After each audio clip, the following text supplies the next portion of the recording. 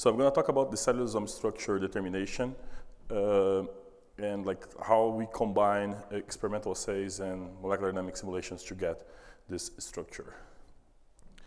So our work is built on a big collaboration project. We have like Professor Isaac Kahn, the PI of this project, in the Institute of Genomic Biology in the University of Illinois, Professor Klaus Schulten at the Beckman Institute, Ed Bayer, who was the person who discovered the cellulosomes for the first time in the 80s, and like he's the father of the cellulosome. He's in Israel.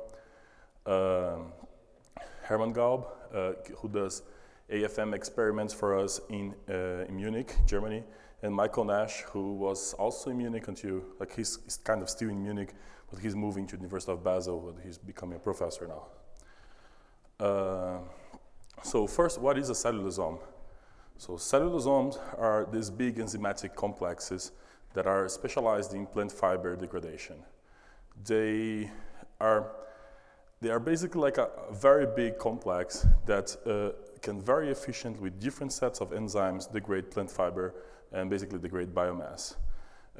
We could call them something like the bacteria's Swiss Army knife. They can have several different kinds of enzymes. You can see them here, where they have like a different kind of enzymes to do different parts of the biomass degradation, and they are extremely big. If you look here, this this microscopy image of a bacteria, you can see these large blobs here outside of the bacteria. These are the cellulosomes. So they are sitting outside of the bacteria. They are in the surface of them, and they have basically these large tentacles that can destroy biomass. So for what are they interesting for?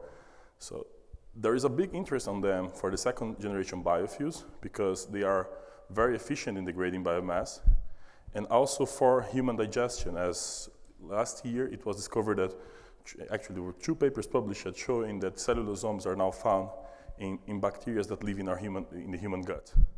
So as we know, some symbiont bacteria are very important for our health because they play a significant role in pathogenesis, in disease predisposition, physical fitness, and also dietary responsiveness.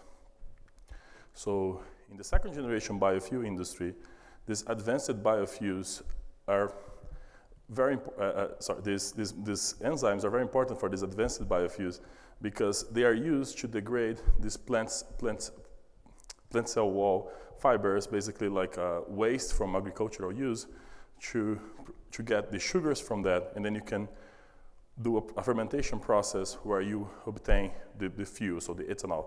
So in the first generation biofuels, the one that we can get in our cars today, what you have is you just ferment the sugar. You ferment the starch from the corn, or you ferment the liquid from the sugar cane, and from that you produce ethanol.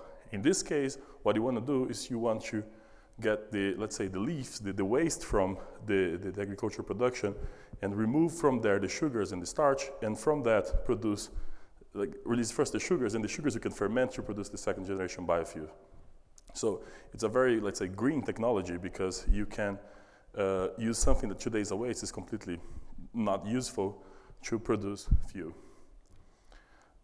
In the human gut, they are becoming very important as we are learning a lot in the last few years that these bacteria are very important for our digestion. And more we are studying them, these bacteria that live in our lower gut. And recently, 2 of them were found to have cellulosomes. And this also it's a kind of like a paradigm shift because until now we think that humans are not really good at digesting plant fibers, but apparently some humans are, and that's because of these bacteria that we have in our lower gut. So if some humans can have that, we could probably find a way to give that to everybody. So like you could have your yogurt that comes with this bacteria and have a better digestion. And that's kind of the goal. And cellulosomes we can design better cellulosomes. Let's say as soon as we have bacteria that has cellulosome, we can design better cellulosomes to do even other parts of this process, or degrade better some kind of plant fibers or some other kind, or even different things. So the problem is then to determine the cellulosome structure. That's what we're trying to do, to understand how they really work. The cellulosome structure, like parts of the structures are known because you can crystallize, use normal methods to obtain, but it's not possible to use the current experimental approaches to obtain the whole cellulosome structure because they are amazingly flexible. Several of these parts are basically these linkers between domains in the cellulosome. They are very flexible. You can see here in this scheme of the cellulosome several linkers between big domains. Each one of these linkers can have like from 5 to 40 amino acids, and that depends on how flexible they are. That affects on how flexible they are. Some of these linkers, like in the OLPB here, down here, so it's actually between this part and this first cohesion, I'm going to explain what cohesion is later, has about 2,000 amino acids that have no fold. So basically that can extend a very long like tentacle outside of the bacteria to get plant fibers that are very far from the bacteria to bring that like food to the bacteria.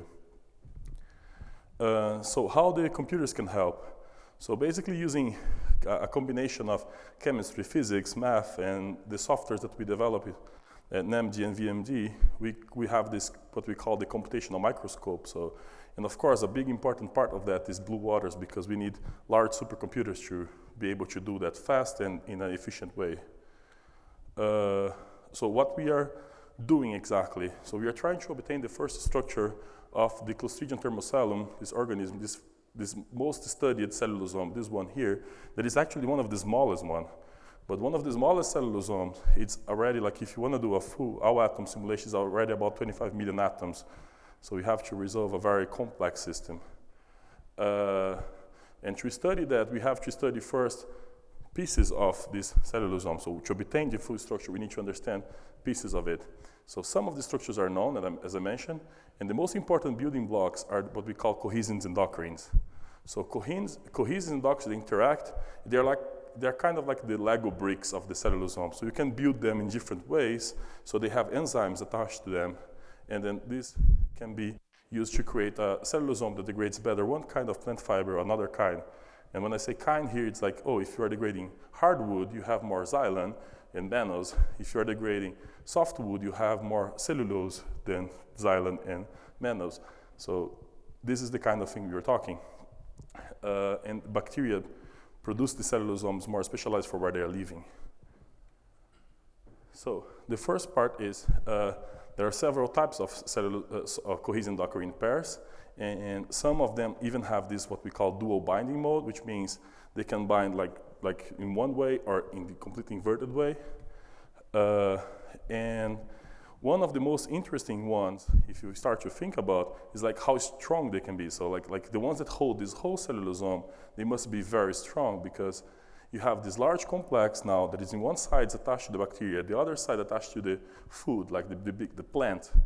And not always the environment is easy, so you have to hold pretty strong to that. And we start to investigate one of these systems. In this case, we start to investigate this structure here that was known, and we start to study like how they are able to hold the whole bacteria, so the bacteria is here in yellow, to the cellulosic substrate that's like the plant fiber, and how it's able to hold the whole bacteria there.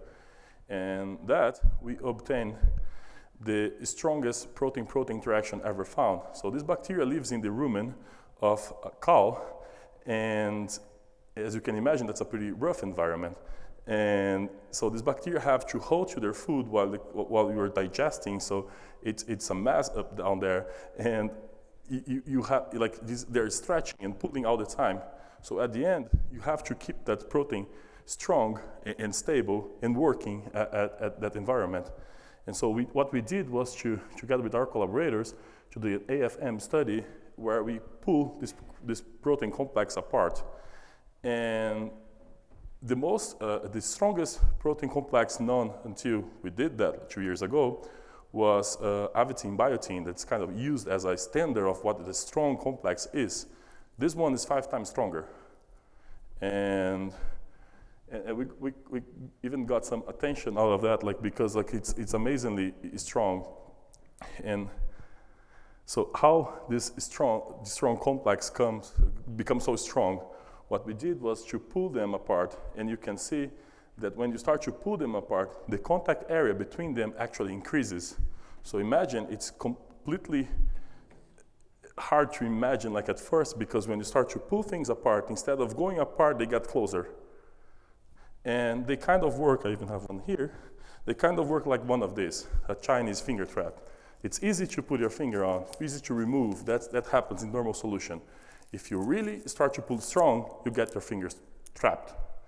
So this is a protein version of that. So if you start to pull them very strong apart, they kind of hold to each other, they increase their contact surface, and for that they're very, very strong. They're almost as strong as a covalent bond.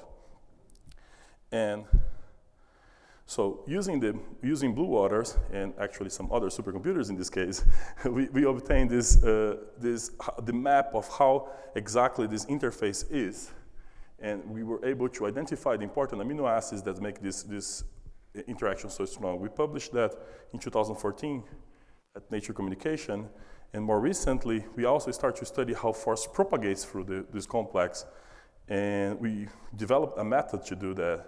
And with this method, we were able to calculate how force goes through the complex, and we understand how this interface actually doesn't feel much the force, because the force there passes like kind of in an angle that, if you know a little bit of basic physics now, the work is like the scalar product of force and the direction, and if the direction and the force has like 90 degrees there, you basically have no work over the surface, and that's kind of what we found. And so that's why the surface itself doesn't feel that force and kind of lock to each other. And now more recently, actually, we got the evolution of this pathway. So we can now understand how the force propagates through the system during the process when you're breaking the complex apart. This is kind of hard to see because the shape of the structure also changed. I have another video where you can see just the evolution of the network. So basically the evolution of the force, how you can see, and this 90-degree turn that I mentioned, it's here. You can see that close to the surface, you have this, you don't go through the surface, but you actually go kind of in parallel to the surface to cross, and then you don't have that big force over it. To calculate that, we use this network analysis method. We adapt that to use under force. And we were able, like we created this method. It's not really, we didn't create any method, but we applied this method in this way for the first time. And we showed that the correlation of the movement of the atoms of the protein are related to where the force propagates. Basically, in a simple scheme here, if I start to pull this system, where what I have to explain a little bit, so it's a little bit stiff, the springs connecting these spheres in the blue part than in the red. So what I have is a bigger correlation in the movement of the blue spheres than in the red spheres. And this is the correlation map that I have in the movements. And at the end, if I calculate like the pathway where the force goes through, where the correlation is higher, it's only through the stiff springs. So that's kind of tells me where it's more rigid, the protein, where the force is propagating through. And that's the same idea we had for the big protein, if you understand.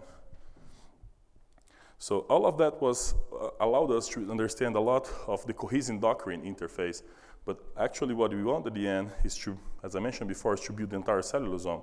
So I don't show here, but we also study some of the glycoside hydrolases, so the enzymes that are attached to the cellulosomes, and as I mentioned, the cohesion-doctrine interface. And now we wanted to build the scaffolding, so the main part of the cellulosome.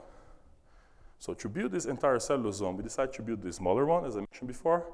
And so to do that, we are building basically three domains, like the enzymatic domains. We built 5 different enzymes based on the PDB structures. These are the PDB codes that exist already. So they are partially known. The CPAs, that's the scaffolding, we built based on, if I'm not wrong, I don't have them here, 2 different PDB structures for parts of it. The rest we use homology modeling, and then our new method that allows us to look for the flexibility, so these flexible linkers. So this new method is this generalized simulate annealing method. Is actually not so new, but was used only for folding. And at the end, what we are doing here, like looking for a conformation, it's actually like studying a folding problem. The difference is that we don't have a fold. We don't have a really stable fold at the end. We have a bunch of different folds, and we are looking for the ones that are more likely to happen with a better energy. So what we are doing is searching the conformational space for the minimum, but instead of having one minimum like here, like an abnormal folding problem, we have several. And it's not really several, because if you start to look like this is one of the cohesion Dockerian cases, we only found 2 main folds. So we have a linker, we are searching the conformations of the linker, and we find that these enzymes, so this gray part and the green part, are actually the same protein, and there is a linker here. What you have at the end is like only one conformation here and other one here. So these blue spheres are the center of mass. So you have like a certain degree, but you are always around here or around here. You know, like you don't have all the space to search. You don't stay in all the conformations like the cellulosome. And that sounds a little bit crazy for a flexible linker, but there are Sachs structures that show exactly that this specific crystal structure that was obtained has 2 conformations. So we are able to use our tool to find these 2 conformations without knowing that there are 2. So, okay, with the same idea, so in this case here we use 51,000 structures. So what we do is to run 51,000 runs on blue waters at the same time. We have 51,000 structures, and then we can cluster them and study that. So now we can do that for the whole cellulosome. And what we are doing is like basically searching one of these conformations. Okay, so in a different way to show is this. So I can start from one conformation. I have this linker between the 2 main parts in this flexible mode. And then I search for conformations of this linker and consequently the whole protein. And then I have several different conformations and more conformations. And at some point I have 20, in this case, I think it was 20,000 structures superimposed here. I have 20,000 structures over the other, like of each other. So you have this big mushroom. But at the end, inside this mushroom, some of them have a very high energy. It's very likely that they're not gonna exist. And you cluster them by like how frequent they are and the energy of them, you get something like this. So these are the linkers of the cellulosome. We're studying the scaffolding only. There are 10 linkers. And these are the number of conformations we found. So as I mentioned before, the Sachs structure, there are Sachs structure for linker 1 and linker 10, and they both agree. They have 2 structures and 3 structures, respectively. So at the end, what we have is 20,000 structures obtained for each one of these linkers. So if I decided, let's imagine that I want to decide to build all the possibilities here, 20,000 times 20,000 times 20,000, not even blue waters, not even all the computers together in the world could do that. That's more memory that is in the world. So we could not do that. Actually, 20,000 times 20,000, 20,000 to the 10th, it's more than the number of atoms in the universe estimated. So it's quite a lot of conformations. So what we have is basically we clusterize them, and then we obtain structures. So from this cluster, we have now, instead of having 20,000 times 20,000 times 20,000, we have 2 times 4 times 3 times 3, that's 3,888. We can cluster that again to see if they are similar to each other. And at the end, we only found 5 most probable conformations for the scaffolding. And from that, we could build then our first model of the cellulosome. That's what we are working on right now to finish that like with the enzymes. So I'm showing here with some of the enzymes, but we have to do this same approach now for the enzymatic domains because they also have these linkers that are flexible. And this is my whole cellulosome image, and I even have a small dynamics of them. Like I tested it for some time, and that's at 23 million atoms, if I'm not really wrong.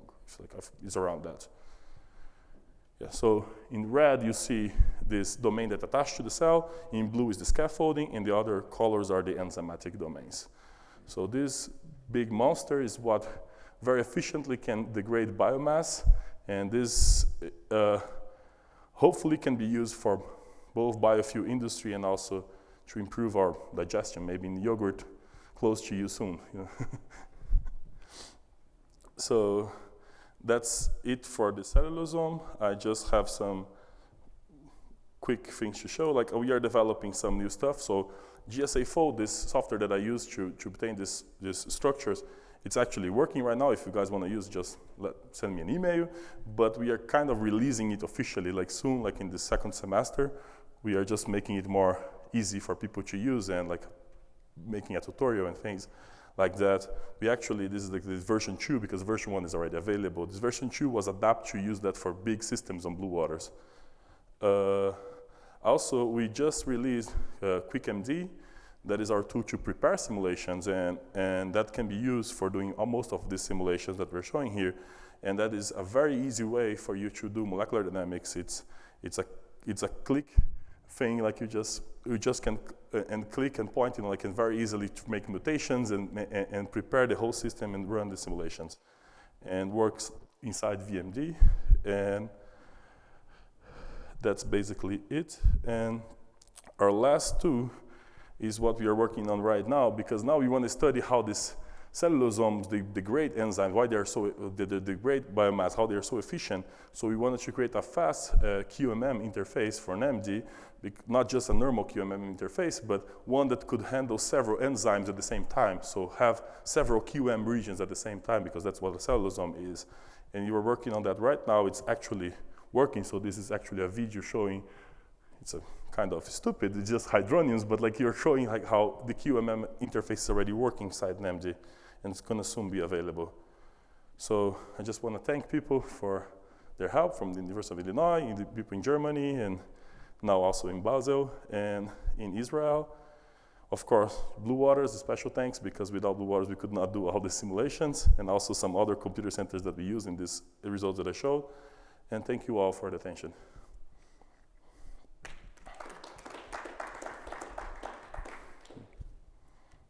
Questions? I've got one. I didn't get an idea. You mentioned 51,000 different things concurrently being simulated. Yes. I didn't have an idea of how that correlates to job size and nodes used currently. So for the GSA jobs, I can use, so to do that efficiently, I could use, so to get 51,000 structure, I can use the whole Blue Waters actually. So it's a strong scaler, and you could... Yes, because basically this 51,000, it scales perfectly well, because at the end I want it's kind of like 51,000 independent, but they are dependent, but they talk very little to each other. But inside each one, I can also make it in parallel. So inside each one of these 51,000s, I usually do a whole node. So if 51,000, I could use 51,000 nodes. Blue Waters doesn't have that. So like in principle, I could go even for a bigger machine. That's really good, because for us it's really fast. You know, I can do this 51,000 jobs. If I have Blue Waters available right now, I can use it one day and that's it. It's done. Okay, so is that how you typically run, or do you launch your jobs that way? I actually run like usually like 1,000 at a time. Otherwise, I get stuck in the queue. So I do like 1,000. That's due to what's available at the time. Yeah, so I use like that, like 1,000, 2,000 nodes. Not the only one doing that, like also Till here is also using that for the proteasome. He's going to show that on Wednesday, and he does kind of the same approach just to improve the efficiency in the queue, you know, like, because we can do that. We can merge them later. Okay, is the next generation of the application similar in its scaling capability? Yes. Okay.